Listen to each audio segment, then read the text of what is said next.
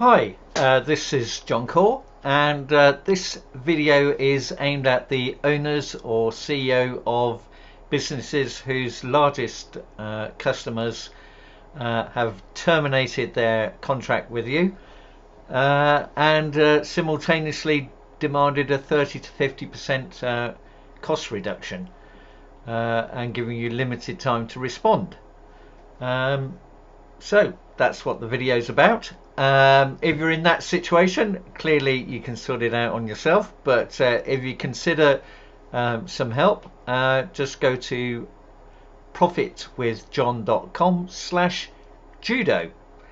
So you've got a few choices ahead. So if you're a business with doing monstrous margins, so maybe you've got a software as a service delivered service with 80 to 95% gross margins, so maybe you could be in a position to cave in and give them the terms they want. But if you're like 80-90% of businesses, you really can't afford that. You're making 10 to 45% gross margin, so that sort of price reduction puts you in the negative territory, so you're burning cash, and no business can survive with contracts where you're burning cash. So the strategy that I'm going to suggest to you, well, it works with clients who've got balls of steel, as they say, and it helps if you're backed into a corner and you'll go bust if you accept their terms. So that's a good thing to stiffen the backbone, as it were.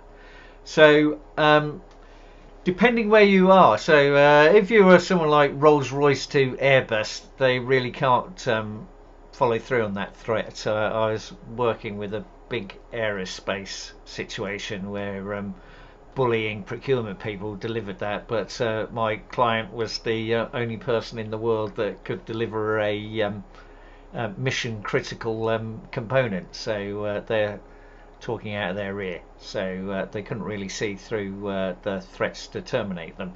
But that's an unusual situation. You may well be a second, third or fourth tier supplier, so that may work to your advantage because you're likely in procurement to be dealing with a second, third or fourth tier procurement person, and basically their main strategy is bullying you and demanding huge price reductions with menaces.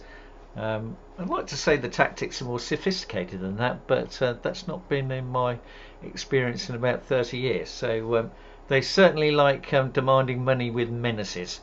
So the further down the food chain you are in procurement, the less likely they're going to be organised enough to have actually worked out a plan B if you don't bend over and agree to their terms. So one thing you could consider, if you've got the courage, is to wait to the last, well, one client 7 days and another day client to the very last day, and then spring a counter proposal on them. And in one of these instances, my client suggested counter proposal that they're going to treble or quadruple the fees they were charging, and if the aggressive procurement bully boys have no proper plan to do without you, then you're in a good position to pull that one off, particularly if the client actually needs your service.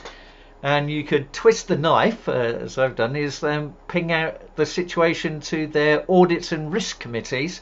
If they're a bank or insurance company, they will take that seriously, and they will not want to risk their credibility and their regulatory approval for some junior procurement dweeb trying to screw you out of cash. So will the strategy work? Well, it depends on basically your procurement foes being dweebs and having no plan B, and your service really being of, I was going to say invaluable, but not even that, of value if they haven't got a plan B and it would screw up their business, even temporarily, if they did without your service. So that's the strategy. It might work in your situation. There's lots of sophisticated ways to work out how to play it all. If you'd like help in considering the situation and the strategy, just go over to Profit with John /Judo and look forward to hearing from you. Hopefully you found the video service, and look forward to speaking in due course. Thanks for watching.